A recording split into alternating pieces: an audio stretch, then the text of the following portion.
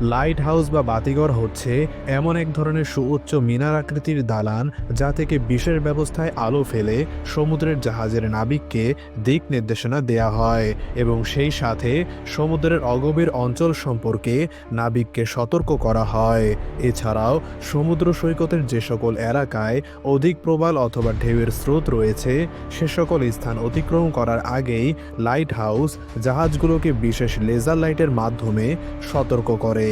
তাছাড়া সমুদ্র এমন এক স্থান যা কিনা যে কোনো মুহূর্তে উত্তাল হয়ে উঠতে পারে, যা সমুদ্রে চলাচলকারী জাহাজগুলোর জন্য হুমকি স্বরূপ। আর এই হুমকি ও ভয়াল দুর্যোগপূর্ণ আবহাওয়া থেকে জাহাজগুলোকে নিরাপদে গন্তব্যস্থলে পৌঁছাতে লাইট হাউসের ভূমিকা অপরিসীম। সম্মানিত দর্শক, ইতিহাসে পৃথিবী চ্যানেলে আপনি যদি নতুন হয়ে থাকেন তাহলে অনুরোধ করব চ্যানেলটিকে সাবস্ক্রাইব করে পাশে থাকা বেল আইকনটিকে বাজিয়ে দিন। চলুন শুরু করা যাক।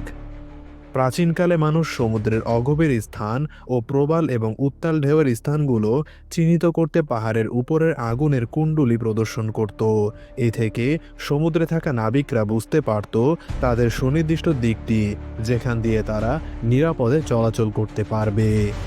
এইভাবে মানুষ ধীরে ধীরে বাতিঘর তৈরি করে। কিন্তু আপনি জানেন কি, এই বাতিঘর যা কিনা সার্বক্ষণিক জাহাজের সঠিক নির্দেশনা দিয়ে থাকে, এটি কিভাবে পরিচালিত হয়? মূলত এই বাতিঘরে যারা কর্মরত থাকে তাদের জীবনযাপন কোনো সাধারণ জীবনযাপনের মতো নয়। তাদেরও উত্তাল সমুদ্রের বৈচিত্র্যময় আবহাওয়ার মধ্য দিয়ে জীবন অতিবাহিত করতে হয়।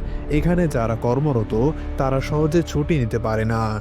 দীর্ঘ মাস তাদেরকে এই কাজ করতে হয়। আর লাইট হাউসে কর্মরত শ্রমিকরা প্রতিনিয়তই নিজেদের জীবনকে বাজি রেখে সমুদ্রের মতো রহস্যময় স্থানে কাজ করে যাচ্ছে।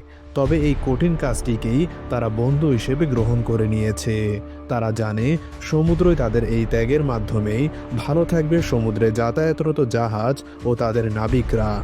সম্মানিত দর্শক, ভিডিওটি যদি আপনার কাছে ভালো লাগে তাহলে অনুরোধ করব একটি লাইক দিয়ে এবং চ্যানেলটিকে সাবস্ক্রাইব করে আমাদের পাশে থাকুন। ধন্যবাদ।